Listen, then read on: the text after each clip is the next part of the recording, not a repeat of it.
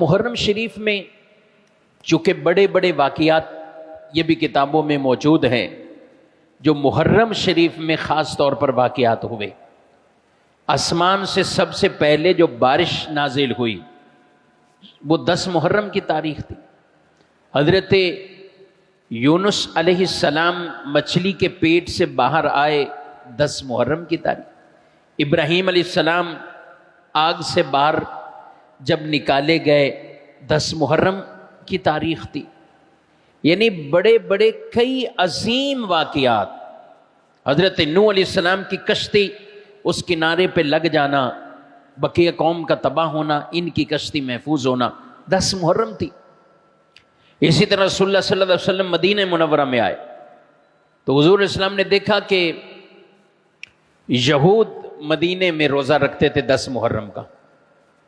محرم یعنی اس اعتبار سے یعنی 10 محرم کا روزہ رکھے۔ آپ نے پوچھا کہ یہ یہودیوں سے پوچھو کیوں رکھتے ہو؟ تو یہود نے کہا حضرت موسیٰ علیہ السلام اور ان کی آپ کے رفقا کو اللہ پاک نے جو فتح عطا فرمائی وہ 10 محرم کو دی۔ فرعونی غرق ہوئے اور موسیٰ علیہ السلام کو جو اللہ پاک نے محفوظ رکھا وہ 10 محرم ہے، ہم شکرانے میں روزہ رکھتے ہیں۔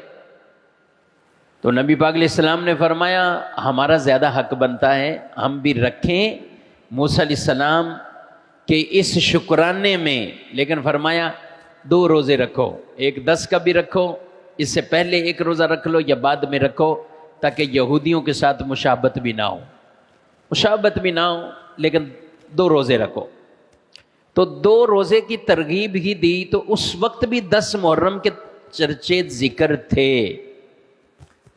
لیکن پھر یہ اتفاق کہ امام پاک امام حسین رضی اللہ تعالیٰ عنہ کی شہادت مبارکہ وہ بھی 10 محرم کو چونکہ ہوئی، اور اب ہمارے آنے والی نسلیں بچے سب اسی طور پہ محرم کو یاد رکھتے ہیں۔ بالکل یاد رکھنا چاہیے، لیکن خاص جو محرم کی تاریخ پیچھے سے چلتی ہوئی آ رہی ہے، کیونکہ قرآن مجید فرقان حمید میں بھی جو حرمت والے مہینوں کو جو ذکر فرمایا ان کی تفسیر میں بھی محرم کا مہینہ شامل ہے۔